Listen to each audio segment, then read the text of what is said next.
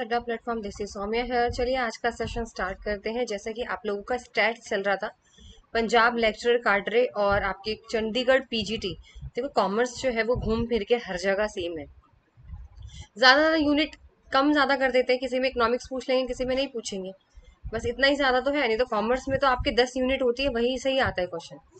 Business environment, international trade, economics, states, law, marketing, human resource, banking, income tax और आपका business finance. बस यही आपके पूरे 10 जो है। किसी में कुछ पूछ लेते हैं, किसी में कुछ पूछ लेते हैं। तो आप कोई भी कॉमर्स की प्रिपरेशन कर रहे हैं तो सभी के लिए ये यूजफुल है, ठीक है। तो चलिए आज का जो टॉपिक है वो आपका इंडेक्स नंबर है। According to the new syllabus में करा रही हूँ आप लोगों को। An index number measures the relative change in price, quantity, value, or some other item of interest from one time period to another. A simple index number measures the relative change in one or more than one variable.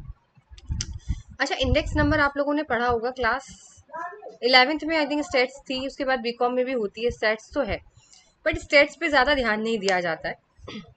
I think थोड़ा tough भी होता है ना, numerical चीजें ज्यादा है। तो देखो अगर इंडेक्स नंबर की बात करें तो इंडेक्स नंबर का मतलब होता है कि किसी भी चीज, कोई भी चीज का मतलब कॉमोडिटी की बात कर रही हूँ, चीनी, शक्कर, गुड़, कपड़े, कुछ भी चीज का मतलब कॉमोडिटी। तो किसी भी कॉमोडिटी की प्राइस, ध्यान से सुनिएगा, प्राइस यानी उसकी कीमत, क्वांटिटी और वैल्यू में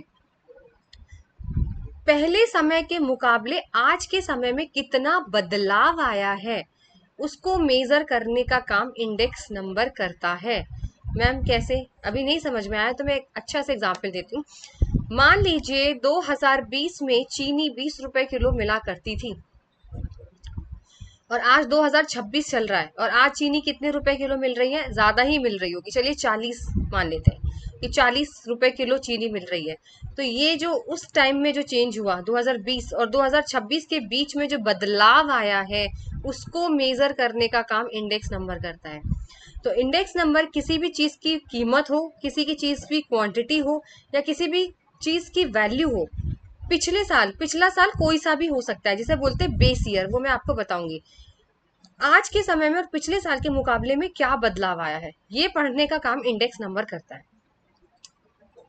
अगर मैं आपसे बोलूं कि इंडेक्स नंबर, अगर मैंने आपसे अभी चीनी का एग्जांपल लिया, तो ये से बोलते हैं सिंपल इंडेक्स नंबर या एब्सोल्यूट इंडेक्स नंबर। यानी आपको पता था कि 20 रुपए बढ़ गए, मैंने आपसे बोला 2020 में चीनी 20 रुपए किलो थी और अब 40 हो गई, तो आपको ऑटोमेटिकली दिख रहा है ना कि मैम 20 रुपए बढ़ गए हैं। लेकिन अगर मैं आपसे बोलूं इंडेक्स नंबर जो है वो रिलेटिव को देखने में बहुत ज्यादा यूजफुल है। रिलेटिव का मतलब जिसमें सारी यूनिट आए। अच्छा एक बात बताइए, सिर्फ चीनी से काम चलेगा क्या? अगर मैं आपसे बोलूं दूध, दूध तो मैम लीटर में आता है, चीनी किलो में आती है मैम। कपड़े अगर देखा जाए तो वो तो रुपए के हिसाब से, पर पीस के हिसाब से भी आते हैं कपड़े, अगर आप थोक में लेने जाओ। ये सारी यूनिट्स को पढ़ना और उनका एक वैल्यू निकालना, वो इंडेक्स नंबर अच्छी तरीके से करना जानता है। वो तो बहुत सिंपल हो गया भाई, 20 से 20 40 ऐसे बोलते हैं सिंपल इंडेक्स नंबर। लेकिन अगर मैं रिलेटिव की बात करूं, रिलेटिव इंडेक्स नंबर ये होता है जो आपकी सारी यूनिट, चाहे केजी में हो, चाहे लीटर में हो, चाहे किलोग्राम में हो, चाहे गोल्ड का जो रेट है, यानी सब में जितने भी यूनिट दिए हुए, समझ में आ रहा है, उनकी एक सिंगल वैल्यू ला के रख देता है। That is called index number. यानी पूरा ओवरऑल पढ़ने में ये काफी ज्यादा यूजफुल है इंडेक्स नंबर। अब बात करते हैं इंडेक्स नंबर में बेस ईयर होता है। अगर मैं बोलूं बेस ईयर क्या होता है, देखो आपके क्वेश्चन में बेस ईयर दिया रहेगा। बेस ईयर का मतलब किस साल से आपको कंपेयर करना है। अगर मैंने आपको चीनी का एग्जांपल लिया तो मैंने बोला था 2020 में चीनी थी, तो 2020 है वो आपका बेस ईयर हो गया। बेस ईयर आपको दिया रहेगा, यानी आपको इस साल से कंपेयर करना है, और करंट ईयर जो अभी चल रहा है। तो याद रखिएगा, और बेस ईयर की वैल्यू ना 100 मानी जाती है बेटा, याद रखना, 100 मानी जाती है बेस ईयर। कोई भी आपसे पूछे कि बेस ईयर की वैल्यू कितनी होती है, तो याद रखिएगा 100 होती है। अगर 100 से ज्यादा की वैल्यू आती है आपके आंसर में तो समझ लीजिएगा कि महंगाई बढ़ गई है, उस चीज की कीमत बढ़ गई है। लेकिन अगर 100 से कम आता है आपका आंसर तो समझ लीजिएगा महंगाई कम हो गई और उस चीज की वैल्यू जो है वो कम हो चुकी है, ठीक है।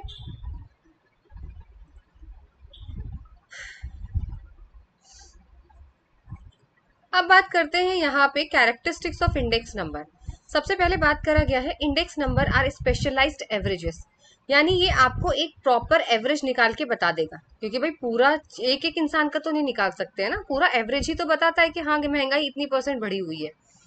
अब अच्छा मैं आपसे बोलूं महंगाई कितनी बढ़ी हुई, तो आप हर चीज का थोड़ी ना बता दोगे कि आलू इतना महंगा है, टमाटर इतने महंगे हैं, कपड़े इतने महंगे हैं, दूध इतना महंगा है। वो आपको एक नंबर दे देगा average. Index numbers measures the change in the level of phenomena and index number measures the effect of changes over a period of a time। तो इंडेक्स नंबर यही चेंज को ही, बदलाव को ही तो मेजर करता है, चाहे वो बदलाव कीमत में हो, चाहे मात्रा में हो, किसी भी चीज का कीमत हो, मात्रा हो, वैल्यू हो, किसी भी चीज के बदलाव को अगर पढ़ना है तो इंडेक्स नंबर आपके लिए हाजिर है। Index numbers are economic barometers. अच्छा आपको पता है बैरोमीटर क्या होता है? जैसे हवा का दबाव नापते हैं ना, वो बैरोमीटर बोलते हैं। अगर आपकी वेदर फोरकास्टिंग करते हैं मौसम में, तो हवा का दबाव नापने के लिए बैरोमीटर यूज किया जाता है। इसी तरीके से आपकी इकोनॉमी में क्या चल रहा है, मंदी है, तेजी है, महंगाई है, क्या है, उसको नापने के लिए इकोनॉमिक इंडेक्स नंबर जो है वो आया है।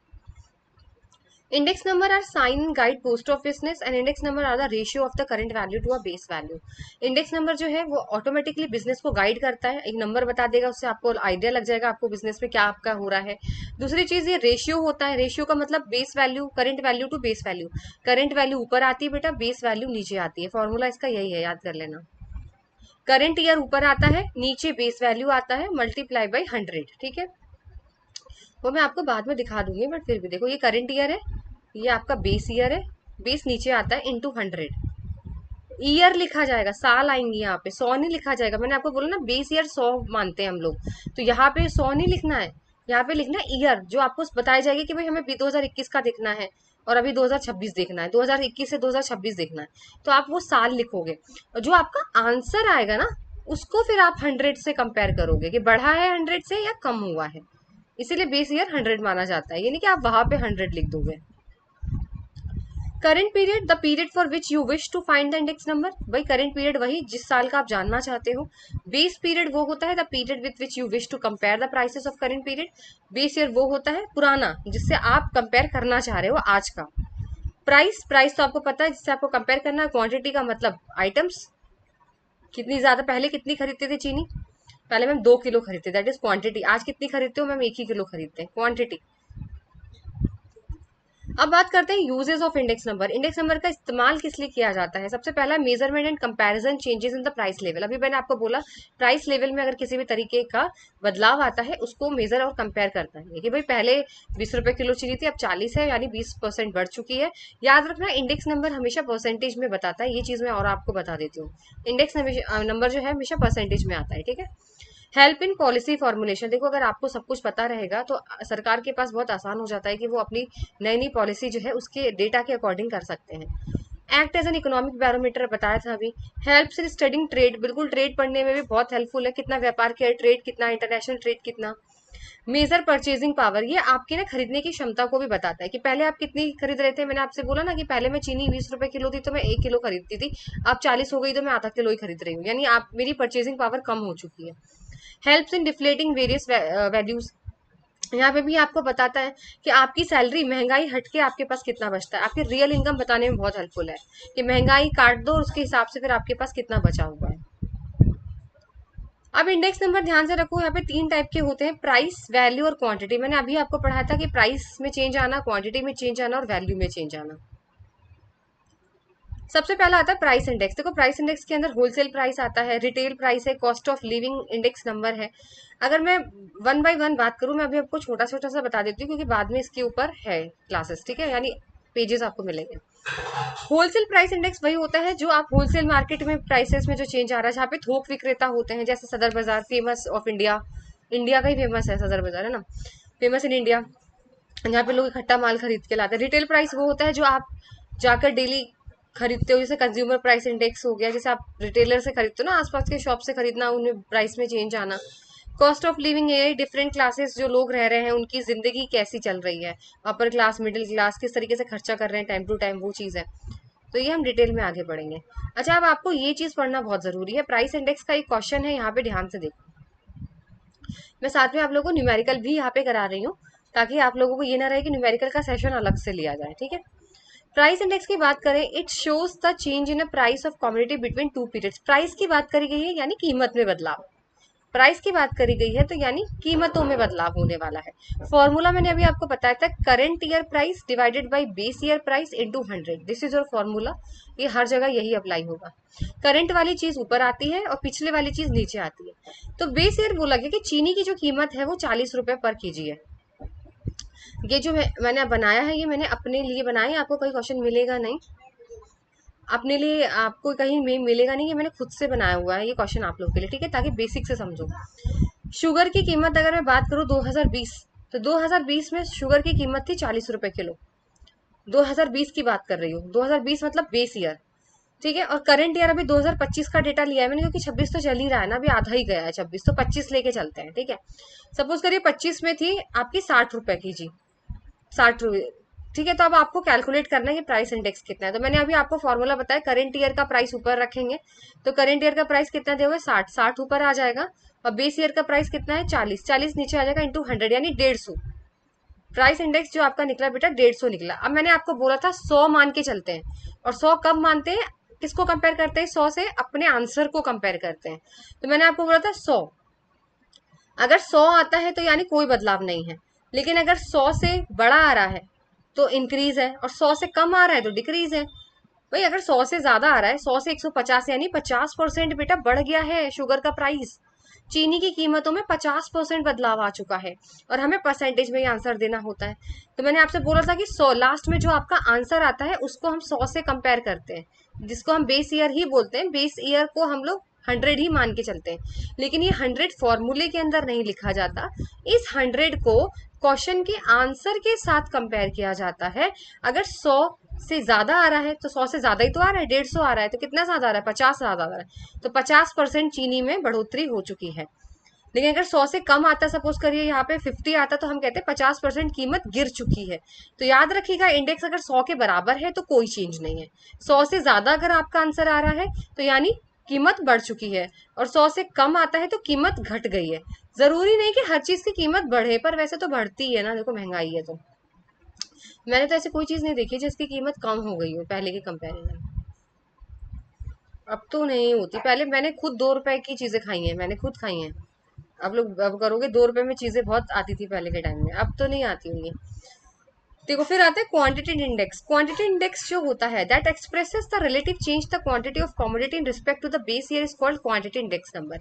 यानी अब हमें यहाँ पे क्या देखना है, प्राइस की जगह क्वांटिटी देखनी है। फॉर्मूला सेम रहेगा, ऊपर करेंट ईयर की क्वांटिटी आएगी, नीचे बेस ईयर की क्वांटिटी आएगी इंटू 100। इसका फॉर्मूला भी याद कर लीजिएगा, sigma Q N divided by sigma Q zero into 100। Q N का मतलब करेंट ईयर और क्यू ओ का मतलब बेस ईयर, ठीक है। क्योंकि कभी कभी फॉर्मूला भी पूछ लेते हैं, तो आपको फॉर्मूला भी याद होना चाहिए। अब इसका एक क्वेश्चन देख लेते हैं क्वांटिटेटिव इंडेक्स का। तो यहाँ पर एक दुकानदार ने मोबाइल बेचे थे। कितने बेचे थे, मोबाइल। तो बेस ईयर यानी 2022 में बेटा उसने मोबाइल बेचे 500, पैसे की बात नहीं कर रहे, 500 फोन बेचे, क्वांटिटी की बात कर रहे हैं। किसकी बात कर रहे हैं, क्वांटिटी, प्राइस की बात नहीं कर रहे बेटा, कीमत की बात नहीं है, क्वांटिटी की बात है। 500 फोन बेचे हैं, लेकिन 2023 में उसने 650 बेचे। कितने बेचे, 650। फॉर्मूला लगा दीजिए बेटा, करंट ईयर का ऊपर आ जाएगा 650 डिवाइडेड बाई बेस ईयर, नीचे आ जाएगा 500 इंटू 100, यानी 130। अब मुझे बताओ कीमत, उसने क्वांटिटी पहले से ज्यादा बेची है, नहीं तो दिख रहा है मैम, वो तो दिख ही रहा है। पहले उसने 500 बेचे, और इस पिछली साल उसने 500 बेचे, इस साल उसने 650 बेचे मैम। ढंग से दिख रहा है कि उसने 150, हाँ 150 ज्यादा बेचे हैं, वो तो साफ साफ दिख रहा है। पर हमें निकालना तो परसेंटेज में है, इसलिए फॉर्मूला लगेगा। ऐसे मत बता देना कि 500 600 150 आंसर आ गया, नहीं, परसेंटेज में निकालने का तरीका है इसका। वो तो ऑटोमेटिकली दिख रहा है बेटा कि बढ़ रहा है, तो आंसर तो बढ़ने में ही आएगा। तो 650 डिवाइडेड बाई 500 इंटू 100 यानी 130। तो 100 से ज्यादा है 130, यानी 30% जो है वो आपकी क्वांटिटी बढ़ चुकी है, ठीक है। 30% क्वांटिटी आपकी बढ़ चुकी है। देखो मैंने बहुत आसान तरीके से आप लोगों को स्टेट्स यहाँ पढ़ा रही हूँ मैं, क्योंकि मेरे को खुद स्टेट्स जो है अपने टाइम पे कभी समझ नहीं आई। और वही वाली बात है कि स्टेट्स ऐसी चीजें हैं ना, हम लोग इतना न्यूमेरिकल वाली चीजों में जाते नहीं है, कॉमर्स वाले बच्चे, इनका तो थ्योरी रहता है। बट स्टेट्स, इनकम टैक्स, ये भी तो पढ़ना पड़ेगा ना। तो ये टोटली मैथ ही होती है एक तरीके की, इसीलिए मैं आप लोगों को बहुत सिंपल से सिंपल तरीके से कोशिश कर रही हूँ समझाने की। देखिए वैल्यू इंडेक्स क्या होता है, value refers to the product of price and quantity, the index number that express the relative change in the value of the commodities in the respect to the base year, it's called price index number. Value index में दोनों चीजें आ जाती हैं। अभी हमने अलग अलग पढ़ा था ना, प्राइस अलग पढ़ा था, क्वांटिटी अलग पढ़ा था, लेकिन टोटल वैल्यू का ही तो मतलब यही होता है कि प्राइस और क्वांटिटी बेटा दोनों साथ में आएंगी। वैल्यू का मतलब होता है प्राइस और क्वांटिटी दोनों साथ में आना। इसका फॉर्मूला है total value of all the commodities in current year, total value of all the, total value के अंदर प्राइस और क्वांटिटी दोनों आते हैं और दोनों मल्टीप्लाई में आते हैं, याद रखना। दोनों मैं अभी आपको बता देती हूँ, कुछ कुछ चीजें ना इसके अंदर लिखी नहीं होती है, मैं ओरली बता देती हूँ। कहीं आप सोचो हम पीडीएफ देख लेंगे पढ़ लेंगे, नहीं, ओरल में बहुत कुछ मिस भी हो जाता है। प्राइस इंटू क्वांटिटी अगर हम बोले तो इसको बोलते हैं वैल्यू। प्राइस में जब क्वांटिटी का मल्टीप्लाई करते हो इसको बोलते हैं वैल्यू, याद रखना। इसका फॉर्मूला है sigma P N multiply by Q N divided by sigma PO Q O into 100। P N का मतलब करेंट है, एन का मतलब करेंट है, ठीक है, और ओ का मतलब आपका बेस ईयर से बात कर रहे हैं। अब इसका भी एक क्वेश्चन देख लेते हैं, ठीक है। इसका फॉर्मूला भी सबका सेम ही रहता है, बस प्राइस इंटू क्वांटिटी तो करना है खाली। देखो बेस ईयर आपका दिया हुआ है, प्राइस पर यूनिट थी, सपोज करिए एक यूनिट आपकी 20 रुपए की, एक यूनिट, एक टेडी बियर लगा लो, एक टेडी बियर जो था बेस ईयर का 20 पर यूनिट, उसका क्वांटिटी 100 बेचे थे उसने, 100 बेचे थे, एक 20 रुपए का था। मैं बहुत सस्ता टेडी बियर बता दिया आपने तो, टेडी बियर बहुत महंगे मिलते हैं, देखो मैं खुद नहीं खरीद पाती, 800 900 हजारों हजार 1200 के टेडी बियर है। 20 रुपए के तो एक गुड़िया भी नहीं आएगी आज के टाइम पे। चलो फिर एग्जाम्पल लगा लेते हैं, 20 रुपए की चॉकलेट ले लेते हैं। तो 20 रुपए की चॉकलेट है, एक चॉकलेट 20 रुपए की थी और उसने 2022 में 100 चॉकलेट्स बेची बेटा। तो टोटल वैल्यू कितनी निकली, दोनों का मल्टीप्लाई करो, अभी मैंने आपको बोला ना प्राइस इंटू क्वांटिटी करते हैं तो वैल्यू निकलती है। तो 20 इंटू 100 अगर आप करते हो तो यानी 2000 का उसने टोटल बेच दिया है। भाई 20 रुपए की एक चॉकलेट थी और 100 बेची है उसने, तो 2000 की बेच डाली ना उसने पूरी।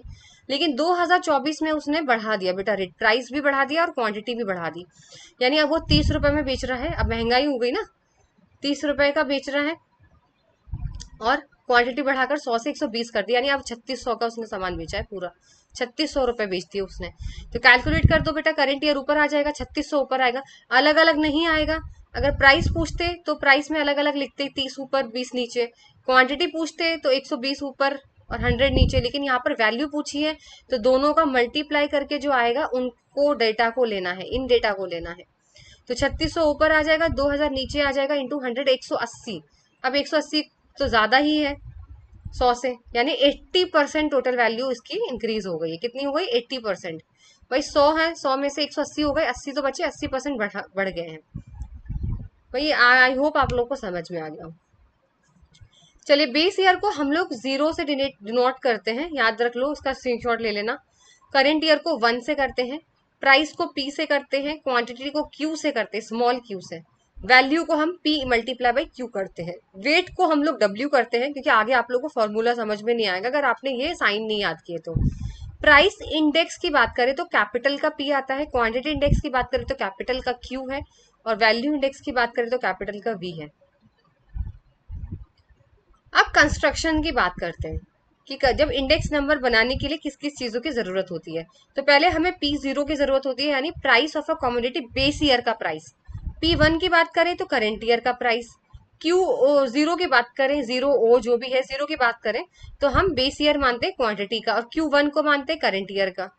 P01 दिया हुआ है, ये आपका प्राइस इंडेक्स दिया है current period 1 with base period 0। Q01 की बात करें तो क्वांटिटी इंडेक्स नंबर का फॉर्मूला है ये current period 1 with base period 0, याद कर लीजिएगा। और V01 का मतलब है value index number for the current period 1 with the base period 0। चलिए नेक्स्ट आता है what are the steps in construction of index number. Index number में हम बनाएंगे कैसे, क्या क्या इसके स्टेप होते हैं बनाने के लिए। तो सबसे पहला होता है to select the purpose of the index number. अगर आप इंडेक्स नंबर बनाने का सोच रहे हो तो आपको पहले सोचना पड़ेगा कि इंडेक्स नंबर किस चीज का करना है, आपको किस चीज का इंडेक्स नंबर करना बनाना है, आपको पर्पस क्या है, किस चीज का बनाना चाहते हो, दूध का, चीनी का, ग्रोसरी का, कपड़ों का, वॉचेस का, किस चीज का इंडेक्स नंबर चाहिए। तो वो डिसाइड करना बहुत जरूरी है, इसके बिना कैसे पता लगा, कैसे बनाओगे इंडेक्स नंबर। सेकेंड पॉइंट है to select of a base period base year in the year of reference. वो ये बोलते हैं कि आपको बेस ईयर जो है वो नॉर्मल ईयर चूज करना पड़ेगा। मैम नॉर्मल ईयर कैसा? देखो बेस ईयर आपको वो वाला साल चूज करना पड़ेगा जहां भी किसी भी तरीके की कोई वॉर, फ्लड, कोविड या मंदी ज्यादा आ जाना ऐसी सिचुएशन ना हो, यानी नॉर्मल साल हो भाई। जैसे अभी हमारे नॉर्मल ईयर चल रहा है ना 2025 2026, लेकिन ऐसा साल नहीं चूज करना है आपको जब जैसे कोविड हो गया था या कोई महामारी फैल जाती है, वो आपको अलाउड नहीं है वो चूज करना। To select the number of items to be included, अब आपको आइटम्स चूज करने पड़ेंगे कि कितने आइटम्स को आपको चेक करना है इंडेक्स नंबर। एक ही का करना है, चीनी का ही करना है क्या खाली बस? ग्रोसरीज में भी तो बहुत सारे आइटम है भाई, चीनी थोड़ी ना है, चीनी गुड़ चाय पत्ती, अगर ग्रोसरी की बात करें तो वो आपको सेलेक्ट करना होगा। To take a price quotation retail wholesale price from appropriate place, अब आपको ना प्राइस भी थोड़ा सा देखना पड़ेगा। देखो होलसेल वालों का प्राइस अलग होता है। सदर बाजार में अगर आप जाओगे ना तो अगर आप इकट्ठा कोई चीज खरीदोगे तो आपको एक चीज 2 रुपए 3 रुपए के हिसाब से पड़ जाती है। अगर आप कोई इकट्ठी कोई चीज खरीदते हो ना बेटा, आपको बहुत सस्ता मिलता है। ऐसे ऐसे जैसे 20 रुपए की 12 पीसेस, ऐसे 50 के 100 पीसेस ऐसे दिए जाते हैं। लेकिन अगर आप रेट अलग से खरीदोगे तो वो बहुत ज्यादा डबल पैसा लेगा आपसे। तो आपको चूज करना पड़ेगा कि आपको कौन सा प्राइस सेट करना है। फिर आपको चॉइस करनी है एम जीएम या एचएम। अब आपको ये देखना है एवरेज मीन निकालना पड़ेगा, क्योंकि इसमें हम औसत ही तो निकालते हैं।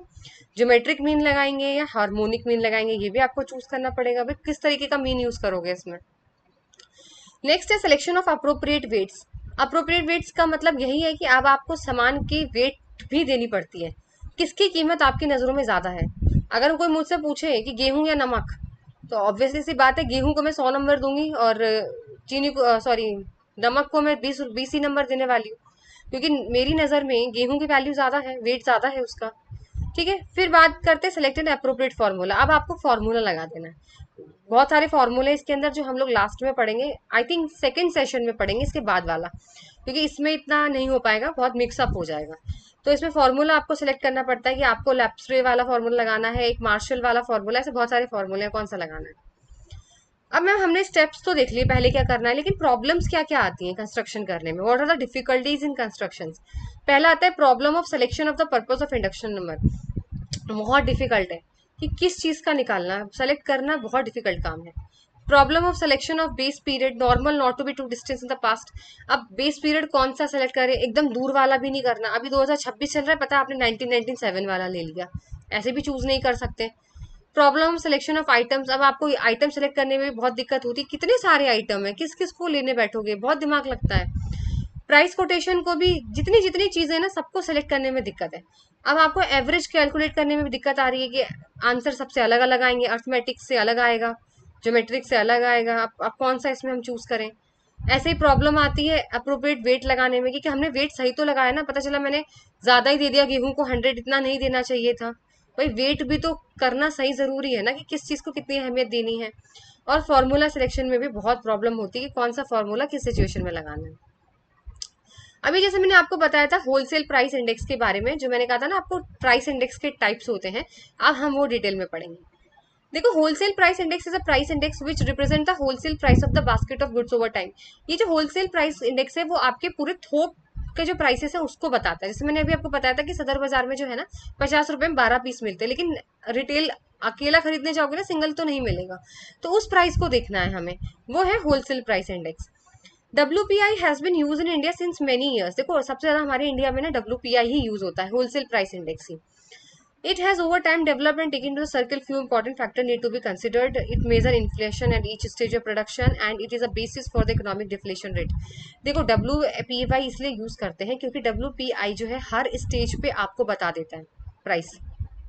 हर स्टेज पे कैसे मैम, जैसे आपने रॉ मटेरियल था, रॉ मटेरियल खरीदा, उस टाइम पे कैलकुलेट कर दोगे।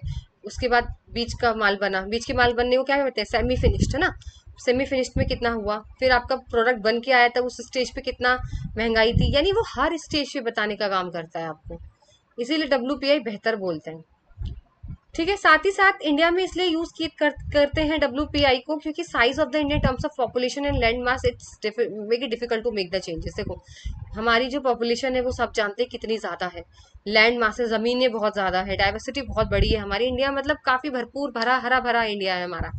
तो हम बहुत मुश्किल होता है चेंज करना कि WPI हटा के CPI कर दो, कंज्यूमर जो आपका फुल फॉर्म भूल गई, देखो अभी मैं, कंज्यूमर प्राइस इंडेक्स। ठीक है, कुछ पॉलिटिकल रीजंस भी होते हैं, साथ ही साथ मल्टीपल फॉर्मूलाज इसमें calculating CPI in terms of index, and CPI figures are available on the monthly basis. अब देखो डब्ल्यूपीआई मैंने अभी आपको बोला कि हर स्टेज पे आपको बताता है और तुरंत की तुरंत रिजल्ट देता है बेटा, वेट नहीं कराता आपको 1 महीने बाद आपका डेटा निकल के आएगा, वो आपको हर हफ्ते दे देता है, इसलिए ज्यादा प्रेफर किया जाता है। The lag time of WPI is lesser than of CPI. देखो डब्ल्यूपीआई जो है डाटा कलेक्ट करने से लेकर रिजल्ट देने तक बहुत कम टाइम लेता है, लेकिन सीपीआई बहुत ज्यादा लेता है। और ज्यादातर जो सोर्स होते हैं ना डब्ल्यूटीआई के, ज्यादा विश्वास वाले होते हैं, ट्रस्टेबल होते हैं, इसलिए डब्ल्यूपीआई पे ज्यादा भरोसा करते हैं हमारी इंडिया। अब आता है consumer price index. Consumer price index compares the prices of basket of goods over a period of a time. देखो कंज्यूमर प्रोडक्ट प्राइस इंडेक्स जो होता है वो आपके रिलेटेड है, आपके घर बार से रिलेटेड है। जैसे आप कपड़े खरीदते हो, आपकी एजुकेशन, आपका हेल्थ केयर, आपके फूड, आपका एंटरटेनमेंट चीजें, ट्रांसपोर्ट, क्लोथिंग, फुटवेयर, यानी सीपीआई इन चीजों को कंपेयर करता है। रिटेलिंग की बात कर रहे हैं यहाँ पे, ठीक है। अब देखो कंज्यूमर प्राइस इंडेक्स के दो मेथड होते हैं, एक होता है एग्रीगेट एक्सपेंडिचर मेथड, एक होता है फैमिली बजट मेथड। अब नंबर 1 बताती हूँ, एग्रीगेट एक्सपेंडिचर मेथड। देखो एग्रीगेट एक्सपेंडिचर मेथड वो मेथड होता है जहां पर हम बल्क में शॉपिंग करते हैं। बल्क का मतलब समझते हो, इकट्ठा। सपोज करिए मैं आपसे बोलती हूँ, आप पहले 2026 चल रहा है ना, तो 2025 में आपका साल का राशन का खर्चा कितना था, कितना खरीदते थे आप राशन, बताओ कितना खरीदते थे राशन। तो आपने बोला मैम हम साल में 50,000 का राशन हमारा आ जाता था। कितना आ जाता था बेटा, 50,000 का। अभी मैं आपसे पूछूं 2026 के साल के आखिरी में मैं आपसे पूछूंगी कि आप बताओ अब आपका कितना आ रहा है, तो आप बोलोगे मैम अब तो 1 लाख हमारा साल का राशन का खर्चा आ जाता है। यानी एग्रीगेट एक्सपेंडिचर की बात कर रहे हैं यहाँ पे। ओवरऑल बिल आपका कितना है, ओवरऑल बिल, पहले बिल कितना था आपका मैम 50,000 का, और अब कितना बिल है मैम 1 लाख का। ये चीज है एग्रीगेट एक्सपेंडिचर मेथड, ठीक है। इसका फॉर्मूला भी यही होता है बेटा निकालने का, sigma P1 into Q0 divided by sigma P0 into Q0 into 100। अभी आपने, मैंने कहा था ना P0 Q0 P1 पढ़ लेना, नहीं तो फॉर्मूला समझ में नहीं आएगा, इसीलिए मैं आपको कह रही थी। चलिए जैसे यहाँ पे एक न्यूमेरिकल क्वेश्चन है, अगर मैं इसको जूम कर पाऊँ तो मे बी, आई थिंक कर देती हूँ थोड़ा सा जूम, शायद आपको दिख जाए, पर ठीक है नीचे नहीं जाएगा फिर, हाँ जाएगा तो सही, चलो हाँ जूम हो गया। देखो अब इसके अंदर क्या है, आपकी P1 दी हुई, P1 मतलब करेंट ईयर का, और 0 का मतलब बेस। क्वांटिटी लग जाए तो क्यू लग जाए तो क्वांटिटी, ज्यादा कंफ्यूज मत होना। अगर P1 है तो आपका करेंट ईयर का है, और P0 है तो आपके बेस ईयर का प्राइस है। Q1 है तो करेंट ईयर की क्वांटिटी है, और Q0 है तो आपकी पुराने बेस ईयर की क्वांटिटी है। डर मत जाना फॉर्मूले देख के। देखो एक कॉमोडिटी थी ए और बी, A for apple B for ball, कुछ भी समझ लो। तो करंट ईयर में बेटा इसका प्राइस था 10 रुपए और बी का प्राइस था 12 रुपए, और बेस ईयर में था 8 रुपए और बी का 10 रुपए, यानी 2 रुपए 2 रुपए दोनों जगह से बढ़ चुके हैं। ठीक है, फिर उसके बाद आपकी यहाँ पर दी हुई है Q0। क्वांटिटी क्या थी बेस ईयर में, 5 थी, और बी की कितनी थी, 4 थी। फाइन। अब हम P1 इंटू Q1 निकाल लेंगे यहाँ पर, इसका फॉर्मूला यही है बेटा, ठीक है। क्योंकि हमें फॉर्मूले में क्या चाहिए, P1 मल्टीप्लाई बाई Q0 चाहिए। फॉर्मूले में क्या चाहिए, P1 मल्टीप्लाई बाई Q0। तो P1 है हमारे पास, Q0 है, इनका मल्टीप्लाई कर दो बेटा, 10 इंटू 5 50, 12 इंटू 4, इनका मल्टीप्लाई करना होगा क्योंकि फॉर्मूले में यही दोनों चीजें मांगी गई हैं। 10 इंटू 5 50, 12 इंटू 4 48, ये निकल आया, ठीक है। और फिर दूसरे फॉर्मूले में क्या मांगा है, P0 और Q0, यानी इनका मल्टीप्लाई बेटा आप करोगे इनके साथ, तो 40 आ जाएगा, ठीक है। फॉर्मूला लगाना है बस, और कुछ नहीं है, सारा अमाउंट दिया रहेगा आपको एग्जाम में, बस फॉर्मूला याद रखना है। आपने निकाल लिए, वैल्यू आ गई इसकी 98, इसकी आ गई 88, तो हम हमेशा P1 वाली वैल्यू ऊपर रखते हैं, मैंने बताया था। तो 98 ऊपर आ जाएगा, 80 नीचे आ जाएगा, इंटू 100 यानी 122.5। 100 से कंपेयर करो कितना ज्यादा है, 22.5 बेटा, यहाँ पर पूरा वैल्यू ओवरऑल इसकी बढ़ गई है, ठीक है। ऐसे ही फैमिली बजट आता है। फैमिली बजट में क्या होता है, देखो फैमिली बजट एक तरीके का होता है आपकी pocket money. Ma'am pocket money कैसे, जैसे आपको 100 रुपए दिए जाते हैं, तो 100 रुपए में से 10 रुपए ऑटो के होते हैं आपके, 20 रुपए का आपका समोसा होता है, 10 रुपए की आपकी कोल्ड ड्रिंक होती है, और 10-50 रुपए में आप जाके बाहर कुछ गेम वेम खेल आते हो। यानी आप अपना पैसा, आपकी फैमिली में जो भी पैसा है, आप कहाँ कहाँ कितना कितना खर्च कर रहे हो। फूड पे कितना खर्चा कर रहे हो, एंटरटेनमेंट पे कितना खर्चा कर रहे हो, एजुकेशन पे कितना खर्च कर रहे हो, रेंट पे कितना खर्चा कर रहे हो। तो उसमें क्या चेंज आया है। पहले कितना खर्चा करते थे खाने के ऊपर, आज कितना कर रहे हो। पहले एंटरटेनमेंट पे कितना करते थे, आज कितनी मूवीज देखने जा रहे हो। पहले रेंट कितना देते थे, आज कितना दे रहे हो। वो टोटल वो है फैमिली बजट मेथड। इसका फॉर्मूला थोड़ा सा अलग है जो आपको यहाँ पे चेंज दिखेगा।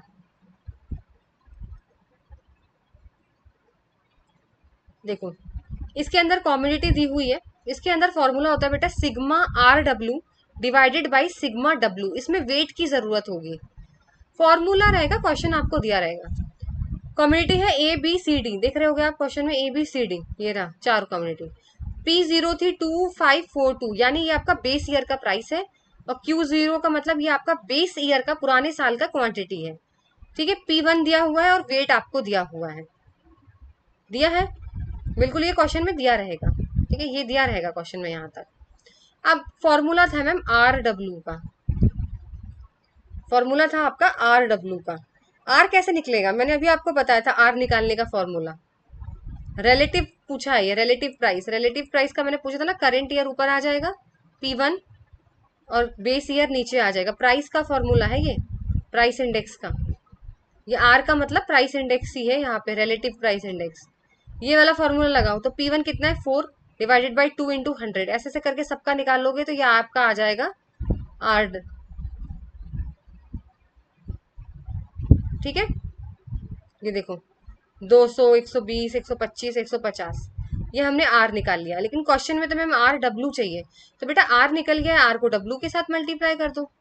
200 को 20 के साथ कर दो, 120 को 160 के साथ कर दो, 125 को 80 के साथ कर दो और 150 को 30 के साथ कर दो। ये आर डब्ल्यू टोटल निकल आएगा। बस आपको फॉर्मूले में लगाना है। 25,700 डिवाइडेड बाई 190 वेट, तो 135.27 आया। तो 135 का मतलब 100 से कंपेयर कर दो 35.27 बढ़ोतरी हुई है यहाँ पे। बहुत आसान है, अगर आप प्रैक्टिस करो कुछ नहीं, सेम फॉर्मूला, बस फॉर्मूला याद रखना कि कंज्यूमर प्राइस इंडेक्स निकालने के लिए दो तरीके के फॉर्मूले होते हैं, एग्रीगेट और एक आपका फैमिली बजट है। फॉर्मूला अलग है, इसके अंदर वेट देखा जाता है, उसके अंदर वेट नहीं था। चलिए अब बहुत इंपॉर्टेंट आता है, इनके बीच का कंपैरिजन याद कर लो। डब्ल्यू मैं और छोटा कर देती हूँ। देखो WPI और CPI के बीच का डिफरेंस देखना है आपको। कभी कभी तो ना काम ही नहीं करता है ये। मैं आपको ओरली भी पढ़ के बता दूंगी अगर आपको नहीं दिख रहा होगा तो भी। WPI मतलब होलसेल, CPI का मतलब कंज्यूमर, बस इतना है। Consumer price index measure the change in retail price of goods and services. देखो कंज्यूमर प्राइस जो है वो रिटेल में जो चेंज हुआ है, जैसे हम लोग दुकान से दूध लेने जाते हैं, इन चीजों में। होलसेल प्राइस जो होता है वो प्राइस ऑफ गुड्स में कितना चेंज आया है वो होलसेलर के ऊपर डिपेंड करता है जो थोक में लेते हैं। CPI releases on monthly basis. देखो कंज्यूमर प्राइस इंडेक्स हर महीने में अपना रिजल्ट बताएगा, लेकिन wholesale price index releases on weekly basis, ये आपको हफ्ते में ही रिजल्ट दे देगा, इसलिए ये बेटर है। CPI includes both goods and services. देखो कंज्यूमर प्राइस इंडेक्स के अंदर गुड्स भी आते हैं और सर्विस भी आता है, लेकिन होलसेल प्राइस के अंदर सिर्फ गुड्स आते हैं। सर्विस जिसको हम छू नहीं सकते वो चीज इसमें कैलकुलेट नहीं होगी। It about 8 categories of product and services. देखो सीपीआई में कुछ 8 तरीके की कैटेगरीज होती हैं प्रोडक्ट एंड सर्विसेज की, लेकिन होलसेल प्राइस इंडेक्स में primary articles, fuel, power, manufactured goods, ये सारी चीजें आती हैं। कंज्यूमर प्राइस इंडेक्स में base year is a calendar year. Base year is calendar year मतलब जनवरी से दिसंबर। हमारा कैलेंडर कहाँ से शुरू होता है, जनवरी से शुरू होता है, तो ये लोग जनवरी से मान के चलते हैं। और लेकिन हमारे होलसेल जो है बेटा वो हमारा फाइनेंशियल ईयर होता है। फाइनेंशियल कौन सा, जो हम बैलेंस शीट बनाते हैं 31 मार्च के बाद 1 अप्रैल से 31 मार्च ऐसे देखते हैं ये लोग। Consumer price index calculates the final stage of inflation. ये जो है आपका आखिरी स्टेज पे बताता है कैलकुलेट करके, लेकिन होलसेल प्राइस क्या होता है आपका फर्स्ट स्टेज से ही बताना शुरू कर देता है। CPI is important to general public. अगर जनरल पब्लिक की बात करते हैं, जैसे हम हैं आप लोग हैं, तो इसके लिए सीपीआई अच्छा बेहतर बताते हैं, लेकिन डब्ल्यूपीआई उनके लिए बेहतर है जो होलसेल प्राइसेस में डील करते हैं। चलिए नेक्स्ट आता है index number of industrial production. अब बात हो गई आम जनता की हमारी, लेकिन भाई जो इंडस्ट्रीज में जो माल बनते हैं, इंडस्ट्रियल प्रोडक्शन जैसे माइनिंग, क्वेरिंग, इलेक्ट्रिसिटी, मैन्युफैक्चरिंग, इनमें भी तो चेंज आता है। तो इनका चेंज पढ़ने के लिए भी तो इंडेक्स नंबर यूज होता है। It indicates a change in the level of industrial production और percentage change in physical volume of output. ये भी तो देखते हैं कि कितना इन्होंने प्रोडक्शन किया और रिजल्ट कितना ज्यादा बेहतर आया है पहले के मुकाबले। ये लोग भी तो कंपेयर करेंगे, सिर्फ हम ही थोड़ा कंपेयर करेंगे। So here is your numerical question which is based on index number of industrial production. Formula याद कर लेना, ये आपकी जिम्मेदारी है। ये रहा फॉर्मूला। आईआईपी मतलब industrial production, index number of industrial production. Sigma बड़ा कैपिटल है, बिग ब्रैकेट, फिर स्मॉल कैपिटल है, Q1 divided by Q0 into W divided by sigma W, यानी वेट की यहाँ पे जरूरत होगी। तो न्यूमेरिकल एग्जाम्पल सबसे पहले आप देखो, माइनिंग है, मैन्युफैक्चरिंग है और इलेक्ट्रिसिटी है। ठीक है, इनकी जो बेटा क्वांटिटी थी पहले माइनिंग की वो 100 थी, मैन्युफैक्चरिंग की 200 थी, बेस ईयर आपका, और इलेक्ट्रिसिटी का 150 थी। लेकिन अभी जो उनका आउटपुट बनकर आ रहा है 120, 220, 165, यानी बढ़ रहे हैं। आपको भी दिख रहा होगा बढ़ ही रहे हैं। पहले 100 बनाते थे ये लोग, अब 120, पहले 200, फिर 220, 150, अब 165। ये तीनों चीजों में बढ़ गए हैं।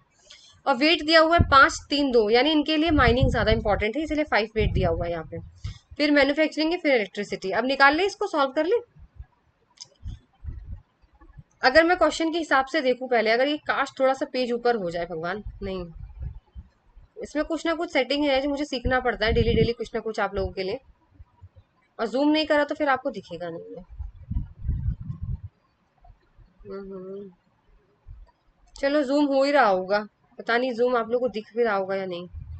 फिर भी मैं ओरल करके बता देती हूँ, नीचे का कुछ पार्ट कट जाता है। तो अगर मैं फॉर्मूले की बात करूँ, आप ये फॉर्मूला देखो, ये तो आप लोगों को विजिबल हो रहा होगा ना, ऊपर वाली चीज यहाँ तक तो आप लोगों को विजिबल ही है। ठीक है, साइड का ही नहीं दिख रहा होगा, यहाँ तक तो आपको दिख रहा है। चलिए Q0 की बात करें, 100 है, 200 है, 150, Q1 भी दिया हुआ है। लेकिन फॉर्मूले में क्या दिया हुआ बेटा, Q1 को डिवाइड करो Q0 से। तो Q1 को Q0 से डिवाइड कर दो, आपके पास ही दिया हुआ है सब कुछ। 120 डिवाइडेड बाई 100, 220 डिवाइडेड बाई 200, और 165 डिवाइडेड बाई 150। तो 1.20, 1.10, 1.10, ये आपकी Q1 Q0 निकल आई। वेट आपका क्वेश्चन में दिया हुआ है, बस हमें सिग्मा वेट निकालना है। सिग्मा वेट का मतलब टोटल वेट निकालना है। चलिए अब बात करते हैं कि अब हमें वेट के साथ मल्टीप्लाई करना है। ये वाला फॉर्मूला तो निकल गया हमारा, अब हमें वेट के साथ मल्टीप्लाई करना है। Q1 Q0 इंटू डब्ल्यू है, तो इंटू डब्ल्यू कर दो। 1.20 को वेट कितना है 5, 5 से मल्टीप्लाई करो 6 आ गया। 1.10 को बेटा 3 से मल्टीप्लाई करो तो आपका 3.3 आ गया, और 1.10 को फिर 2 से करो तो 2.20 आ गया। ये वेट है आपके 5, 3, 2। यहाँ पे मैं लिख देती हूँ, अगर इन्होंने नहीं लिखा तो कोई बात नहीं, चार्ट में लिख देना चाहिए था वैसे। डब्लू लिख दो, तो 5, 3, 2 इनका मल्टीप्लाई करना है, क्योंकि क्वेश्चन ने बोला है मल्टीप्लाई करने के लिए। तो आप अलग से थोड़ा मल्टीप्लाई करोगे, इसी में मल्टीप्लाई करके वैल्यू निकालो। 6, 3.30, 2.20। तो अब आपका फॉर्मूला लग जाएगा यहाँ पे, Q1 into Q0 into W कितना है 11.50, इन तीनों को जोड़ दो। तो ये आपका जो पूरा फॉर्मूला था, ये वाला, ये पूरा फॉर्मूला ये निकल के आ गया 11.50। मैं आपके सामने यही सॉल्व कर देती हूँ, अगर आपको साइड में नहीं दिख रहा। नीचे क्या पूछा है, sigma W. Sigma W, sigma W मतलब वेट का टोटल। तो वेट का टोटल बेटा यहाँ पे कितना है, 5, 3, 8, 2, 10, यही तो है वेट का टोटल। 5, 3, 8 और 10, 10 से डिवाइड कर दो इसको, तो 1.15 आ गया आपका, 1.15। परसेंटेज में अगर देखा जाए तो इंटू 100 कर दो यहाँ पे बेटा, तो उसमें निकल आएगा आपका परसेंटेज में। 100 से मल्टीप्लाई कर दो तो 115, यानी आपका आंसर है 115। अब 115 है, 100 से कंपेयर करो, 15% बढ़ गया है। कितना प्रोडक्शन बढ़ा भाई कंपनी का, 15%। आ गया आप लोग को समझ में। बस ये फॉर्मूला याद होना चाहिए, बाकी सब कुछ आपके पास है। Q1 Q0 मैंने कहा आपको निकालने के लिए, आपने बिल्कुल निकाल दिया। Q1 Q0 भाई डिवाइड कर दो इन दोनों को, Q1 Q0। जब आप डिवाइड कर दोगे तो उसमें लिखा हुआ है आपको मल्टीप्लाई भी करना है डब्ल्यू से। तो जो आंसर आएगा उसका डब्ल्यू से मल्टीप्लाई कर दो, वेट से। तो जो आंसर आ जाएगा वो ऊपर आ जाएगा, नीचे फिर सिग्मा डब्ल्यू है, ये आपका आंसर आ गया। बहुत ईजी क्वेश्चन है, अगर एक दो बार लगाओगे तो आ जाएगा। बस ये है, सबके फॉर्मूले थोड़े थोड़े अलग हैं, बस वो आपको याद करने में मुश्किल होगी। फिर आता है rate of inflation and index number. WI is use to calculate the rate of inflation. WTI PI से हम पता लगा सकते हैं कि हमारी महंगाई कितनी बढ़ी है या कितनी कम हुई है। भाई यही तो है, इंक्रीज यही बताता है। तो इसका थोड़ा सा एक फॉर्मूला है इन्फ्लेशन को क्रिएट करने का, जो आपको यहाँ पे सीखना पड़ेगा। तो ये रेट ऑफ इन्फ्लेशन का फॉर्मूला है, एक बार फिर से अगर मैं बात करूं, यहाँ पे आपको प्रीवियस पुराना साल का जो है वो आपको डेटा रहेगा कि पहले भाई कितने होलसेल, याद रखना WPI से ही इन्फ्लेशन निकलता है, CPI से नहीं निकालेंगे, सिर्फ WPI से। तो आपको क्वेश्चन में दिया रहेगा और आपको पूछा जाएगा रेट ऑफ इन्फ्लेशन बताओ कि कितनी महंगाई है। तो इसका फॉर्मूला आपको ये याद रखना है, x T minus one, XT-1 into 100। Formula बस मेन है और कुछ भी नहीं है। XT का मतलब होता है होलसेल प्राइस, XT का मतलब है होलसेल प्राइस किसका, करंट ईयर का, किसका, करंट ईयर का। और XT-1 होता है होलसेल प्राइस प्रीवियस ईयर का, यानी बेस ईयर का। ठीक है, आ गया समझ में। ये जो XT है ये आपका होलसेल प्राइस करंट ईयर का है, और ये वाला आपका होलसेल प्राइस प्रीवियस ईयर का है। तो पहले क्या पूछा है, XT। XT का मतलब अभी करंट का, तो करंट कितना है 880, लिख दो फॉर्मूले में 880, माइनस XT-1। XT-1 का मतलब होता है प्रीवियस ईयर, प्रीवियस ईयर कितना है 800, डिवाइडेड बाई XT-1। XT- मतलब बेस से डिवाइड करो, इंटू 100, 10% आ गया। तो यानी आपका जनरल प्राइस लेवल जो है वो 10% बढ़ चुका है, महंगाई जो है आपकी 10% बढ़ी है। ये महंगाई निकालनी थी। वही मैंने आपको बोला, फॉर्मूले आपको याद रखने पड़ेंगे, कैलकुलेशन ईजी है।